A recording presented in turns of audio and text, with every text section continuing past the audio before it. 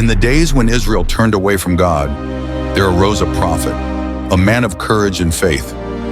His name was Elijah, and through him, the Lord revealed his power and presence to a nation that had lost its way.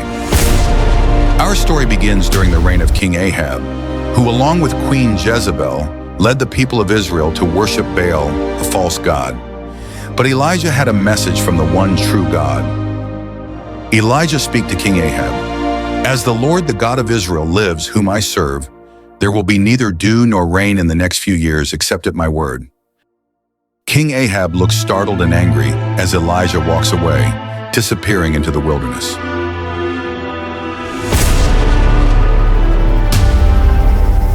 As the drought swept through the land, the Lord provided for Elijah. By the brook of Kerith, he drank fresh water and ate food delivered by ravens. When the brook dried up, God directed Elijah to the town of Zarephath, where a widow would provide for him.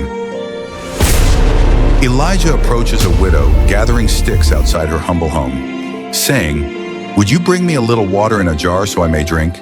And please, a piece of bread." Widow answered, "As surely as the Lord your God lives, I have no bread, only a handful of flour in a jar and a little olive oil in a jug. I am gathering sticks to make a meal for myself and my son, that we may eat it and die." Elijah reassuringly saying, "Do not be afraid. Go home and do as you have said. But first make a small loaf of bread for me from what you have and bring it to me. Then make something for yourself and your son. For this is what the Lord, the God of Israel, says. The jar of flour will not be used up, and the jug of oil will not run dry until the day the Lord sends rain on the land." The widow obeys. She prepares the bread and they eat. Days pass, and the flour and oil miraculously replenish. The widow's faith was rewarded. Her household had food every day, just as the Lord had promised through Elijah.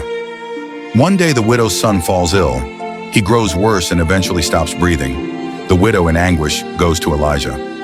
Widow crying and said, "What do you have against me, man of God?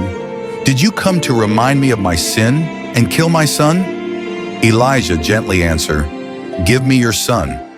Elijah takes the boy from her arms and carries him to the upper room where he was staying. He lays the boy on the bed and prays fervently, "Lord my God, have you brought tragedy even on this widow I am staying with by causing her son to die?"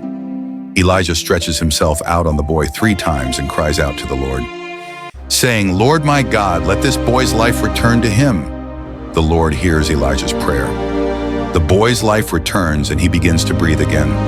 Elijah carries him back downstairs and gives him to his mother. Elijah speaks to widow, "Look, your son is alive." The widow, overwhelmed with joy and gratitude, speaks, "Now I know that you are a man of God, and that the word of the Lord from your mouth is the truth."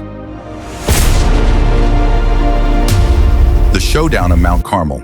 Elijah stands boldly on Mount Carmel, facing a crowd of Israelites and 450 prophets of Baal. "How long will you waver between 2 opinions? If the Lord is God, follow him, but if Baal is God, follow him. Let us prepare 2 altars. You call on the name of your God, and I will call on the name of the Lord. The God who answers by fire, he is God." The prophets of Baal shout and dance, calling on their God.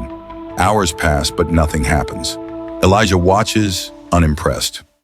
Elijah, mocking the prophets of Baal, shout louder. Surely he is a god. Perhaps he is deep in thought, or busy, or traveling. Maybe he is sleeping and must be awakened. The prophets of Baal grow desperate, but there is no response.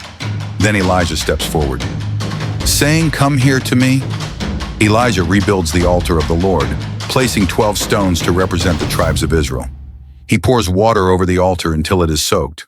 Elijah, I'm praying, "Lord, the God of Abraham, Isaac, and Israel, let it be known today that you are God in Israel and that I am your servant. Answer me, Lord, so these people will know that you, Lord, are God and that you are turning their hearts back again." The crowd replied, "The Lord, he is God. The Lord, he is God." Elijah's departure. Years later, Elijah and his disciple Elisha walk together. A chariot of fire drawn by horses of fire appears. Elijah's mission on earth was complete, But his story did not end in death. Elijah is taken up to heaven in a whirlwind. Elisha watches in awe, picking up Elijah's cloak as it falls. And so Elijah's legacy lived on, a testament to the power of faith and the greatness of God.